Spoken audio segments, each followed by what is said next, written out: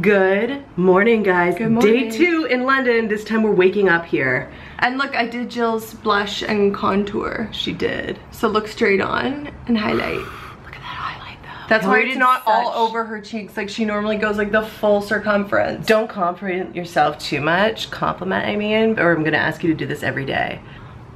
That's how you know her ponytail's on point. Like, she can do the full pageant. You have lipstick on your teeth. Anyway, guys, this is the room. You can't see it super well, but it's a nice little studio apartment, kind of. Yeah, we have a little fridge, a little stove top, a little desk for, let's be real, our makeup. And then across the street, like, I don't know what you have to do to get to live in one of those double height apartments, but I will do anything it takes. We just had the most incredible breakfast near the hotel. We're gonna take the ferry over to the Tower of London. I'm so excited. Guys, look at this street, it's unreal. There's a little hill with an adjoining bridge all the way up, and then London Embankment Station is there. These trees. Morris was saying they don't grow like this at home, and they don't. And then the London Eye. This is so picturesque, it's unbelievable. It's so funny because we're walking where Michael Caine walked in Alfie. It's so famous where we are. Okay, anyway, these sunglasses, in case you're wondering, I got these at a regular choice yesterday and I'm loving them. I'm like a beautiful light blue cat. Yay! So anyway, Embankment Pier is closed. We're walking to Westminster Pier, which they assured us would be no more than 5 minutes.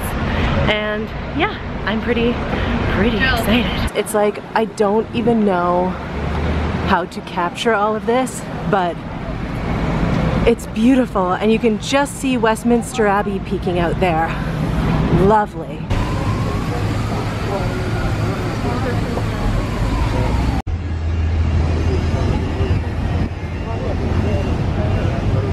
Alright guys, we are on a boat. I'm so excited and we're gonna get to see a bunch of stuff in London as we're rolling on through. Right now there's nothing that picturesque, but soon. That's Big Ben and Westminster Abbey, Mummy. We're now approaching the London Eye, Waterloo. Passengers for the London Eye, please start making your way to the front of the vessel. Morris just told us that structurally the London Eye is held together the same way as a bike in terms of both, what did you say? Structure and compression? Yeah, both in compression and tension. Compression and tension. Should have paid attention in science. Welcome to the Tower of London. Are you excited? Yeah. And here's Tower Bridge. All right, guys, we are at the Tower of London. We've got our tickets and we're about to go on a Beefeater tour. But look at all around me. We're inside an unfilled moat. I love it. I need a moat. You do need a moat. Keep you peasants out. I remember someone was saying, he was like, I have a small social circle, moats and drawbridges. And I was like, ooh, I like that. I also have a small social circle. I can't believe we're in a place this historic. It's amazing. The Beefeater's tour is ready to begin. Yay! Torture. Yay! Welcome to Her Majesty's Royal Palace and Fortress Tower of London. My name is Sean. I am one of the 37 yeoman warders nicknamed the Beefeaters, and I have the honour to live and work here at the Tower of London. My pleasure today if you happen to take you on a tour that should last about 5 hours. Now the tower has been used for many things over the years, as well as being a citadel to command and defend the great city of London. Now picture the scene up on that hill. All those hundreds of years ago, thousands of people would have gathered to watch that unfortunate soul give his final address. But before he placed his neck on the block, he would have paid the executioner a small tip or gratuity to ensure that he carried out his task diligently and in one swift, painless stroke of the axe. And after making his peace with God, he would kneel and place his neck on the block. The executioner, he would step forward. Need a volunteer, come on. Come on. To get him in the act. Right, I hate to say this on our first meeting, bend over. Not that way! Here we go. The executioner, he would step forward. The executioner! Now behave yourself. Here we go. He would step forward. He would raise the axe. You ready? It's good with your glasses on as well. He would raise and he'd bring it down. Cha! Great acting. You're dead. He would then impale that still bleeding head on a spike, and it would be paraded through the streets of London, taken to London Bridge, the only crossing point into the city in those days, and there it would remain as a warning to all those who would carry out similar crimes. Now the headless body would be brought back into the tower, placed in the Chapel Royal of St. Peter ad Vincula, in an unmarked traitor's grave. And the route that body took would be very similar to the route that we're about to take today. And it starts when we go through the archway just around the corner there. Now, we'll soon be going through this archway. When we do, I'd like you all, probably one of the most famous, or should I say infamous, gates in the world. Traitor's Gate, built on the orders of Edward I, because he required a more safer and useful entrance into the tower. He decided rather used the narrow, winding streets of London where convoys could be attacked, stores stolen, prisoners set free. He would use the River Thames as a highway instead. The gate was originally known as the Watergate. Any Americans here? We had it first. Ours had less leaks. Anyway. Those and many more unfortunate souls would have made that journey down the River Thames from their place of trial at London's Guildhall or the Palace of Westminster, and they would come through those gates. They would land at these steps, be met by the yeoman jailer and an escort of handsome yeoman warders. More of a response, girls, please. A lot better. That was a man then. In front of you stands William's Norman Keep, known as the White Tower. It's the largest and the oldest in the complex. It was on the orders of William the Conqueror that work began in 1078, and it took 20 years to complete. It is no longer a royal residence. But never forget, our kings and queens lived here for well over 500 years. And the royal family, they mainly lived on that top floor. On the floor below was a council chamber, a banqueting hall, accommodation for knights and their ladies, and the chapel of St. John the Evangelist. The lowest floor with windows was occupied by servants and retainers, but there was another floor, partly below ground level, where stores and provisions were held, but parts of this floor had a far more sinister use as a dungeon and torture chamber. And still to this very day it is a place of torture. For today, in the deep dark depths of this tower, is our gift shop. We've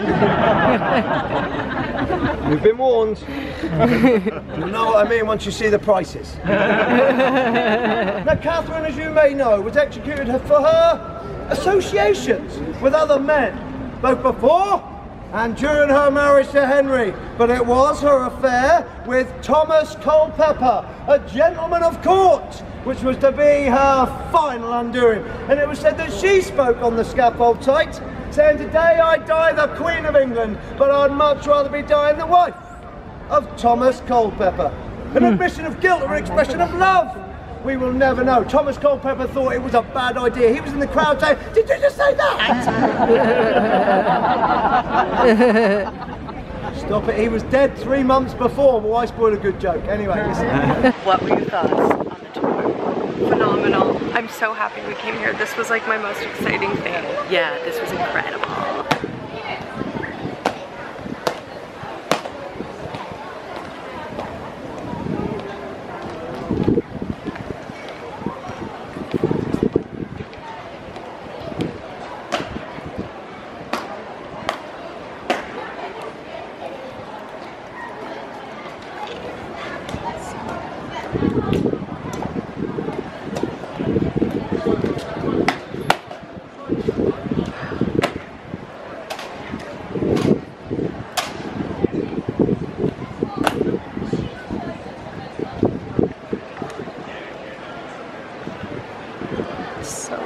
Want to flash them and make them smile? Ooh. Oh, no photography. Sorry, peasant. Lori wanted to see the gift shop for just the craft tools, and look. Prince Harry, though. He's so cute. Can you imagine? Oh, a limited edition William bear. There's King Henry VIII young, and then he got a little older and he had a bit of a paunch, so he had like this giant codpiece made for himself. Yowza. Living. Guys, there's a raven. There's a superstition that when there are no more ravens left at the tower, the monarchy will fall. So a king, I can't remember which one, ordered that there be 6 ravens all the time, and they keep 7 just from superstition. And there are 6 people employed just to keep those ravens okay. Cool. All right, we're going into a little torture exhibition. Hillary's really excited about this. They attach you to both and they just stretch you until you rip. What was that? So they attach you and then keep turning it until you rip open, your guts fall out. Ew. It's true. Compression. I guess that thing they keep you. Ew. Look at Tower Bridge. Right across from the Tower of London. That is a sight. Hey guys, we're back at the hotel. We did Tower of London, we had a little bite to eat, and then we came back. But we're watching, okay, what channel is this? Okay, ITV. If you are in England, you are so lucky that you get to watch ITV. It is unreal.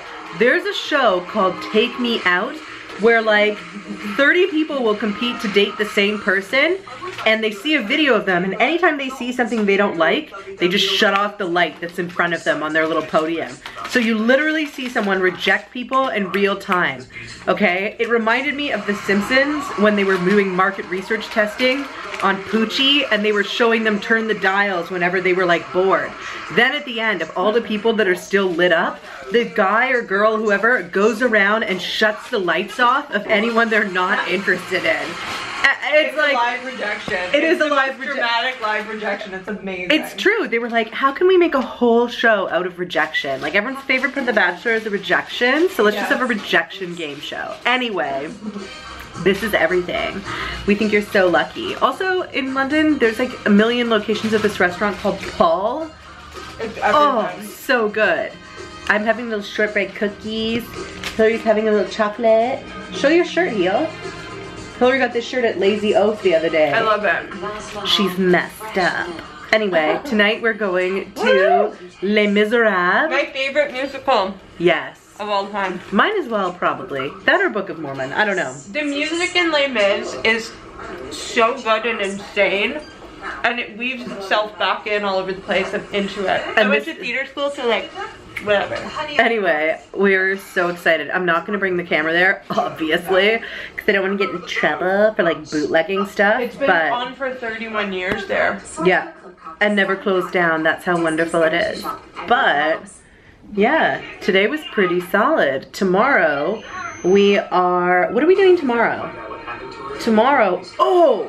Tomorrow's very exciting. We are going to the Churchill War Rooms. Then we're going to the London Dungeon. And then we're meeting Ellie Steadman and Adam Hatton for dinner. Yeah. Which is so much fun. I love when YouTube friends become real friends. So. Oh, you know what? Here's a funny little thing. Jill and I are both 5'11". Yeah. But I don't know if you guys can tell that on the vlog, so we'll be able to tell when we meet them if they're like, whoa. Yeah, that We're happens. big people. That happens a lot. The couple of times I've been recognized, like, or a couple of people have said to me like, whoa, you're bigger than I thought. We're huge. They build them big in our family. Ew. I've said that before and you were like, ew. So, double ew though. It rings true though. It does ring true. We're massive people. Anyway. Like shockingly massive. I haven't edited anything from yesterday. I haven't edited today, but I can tell there's a lot of Beefeater footage. So hopefully you guys enjoy that. And we will see you guys tomorrow. Love you. Bye though. Put the surface to the test. Tie your napkin round your neck, read it. Bye guys. It's been really fun.